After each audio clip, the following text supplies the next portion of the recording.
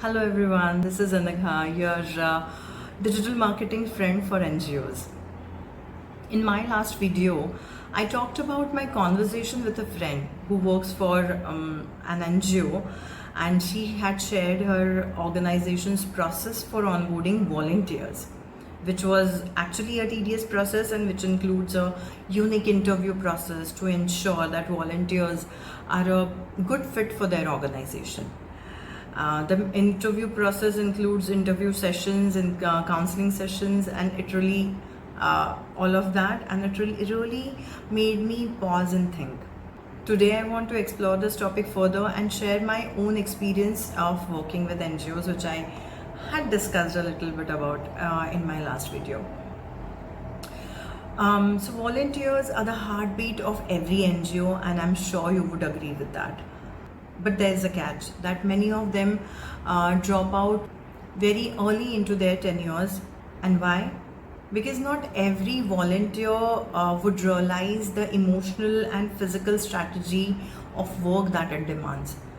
I mean, there's this emotion every person carries, that they want to create some cause, they want to work for some sort of cause, but they, most of the times, they are really not aware about the type of work and type of emotional and physical investment that or demands that are involved in that sort of a work.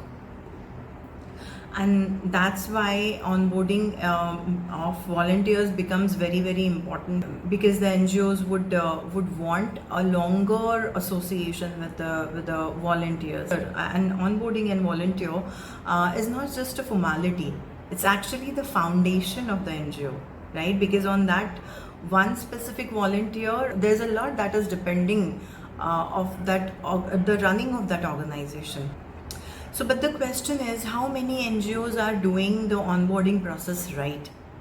From what I have seen, the ones who do invest in onboarding tend to build lasting connections with their volunteers. And those volunteers, they really stick around. Yeah. So, to find out that specific match between the volunteers and the NGOs is what is required. And and why I'm talking about that? Because it is doable through online mediums. It is really achievable by doing some online activities and having your strong online presence. Yeah, because we have achieved it for many NGOs so far. To address this challenge, I suggest the NGOs to create a comprehensive volunteer enrollment form and put it on their websites as well as social media platforms. So this form should include fields that help NGOs understand volunteers' background, their interests, their availability, and that's how NGOs can ensure that volunteers are a good fit for their organization and more likely to continue their work for a specific and longer period of time. So now I'll share with you some fields that a volunteer enrollment form should include. So first of all, it should have the name and contact information of the volunteer. Second, his or her educational background and current status. Third, their area of interest and experience. Fourth, his or her availability and preferred work schedule. Fifth, the location preferences. If your NGO has centers on multiple locations, and his or her qualifications, skills, hobbies, interest, etc., that can help you match it with your NGO's requirement or the requirement of a specific task for your NGO. Okay, so it basically that anything that helps you help them get started on the right foot.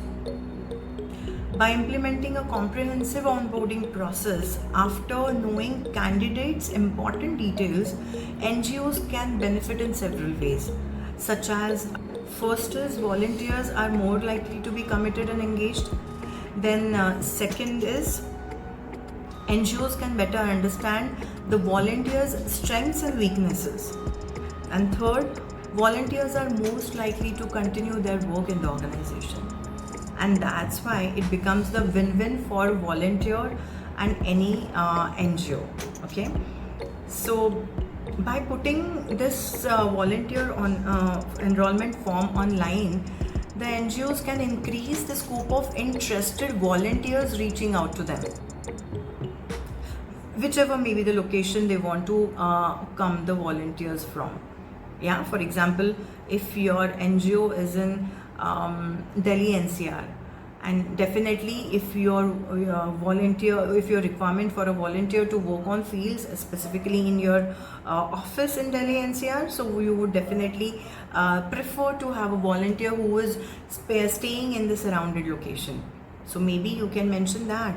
Yeah, and that's where a suitable candidate who is around your vicinity, if you are putting this particular field in the form, if he stays in a certain radius of your organization, he would get to know that this is your specific requirement, and that's where if he fits into it, he would mention it into the form. And actually this turns the situation 180 degrees, as rather than NGOs searching for volunteers, they get approached by volunteers themselves. So whoever would want to contribute into your kind of a work, they would definitely when they are searching for the work to do and get associated with NGOs, they would be able to come up on land up on your website, and then if they would find this volunteer enrollment form around the year, not only when you require, but because you have put that link over there on your social media and website, so whoever is searching at whichever moment, if they are and they are landing up on your website or social media platforms, they would be filling that form, and that their information would be coming to you, and that's how you would be able to understand that there's this particular candidate who is looking to volunteer into our kind of organization. So instead of you chasing people, they would start coming to you, and you can shortlist based on interest, availability and skills. So no lengthy interviews would be needed unless it's a perfect match for your organization. And that's how you get to interview the applications at your pace and in your terms. No endless back and forth and no guesswork, and there would be just clear focused in volunteer engagement. So to all the amazing NGOs out there, if you want to attract the right volunteers, it starts from the right onboarding process.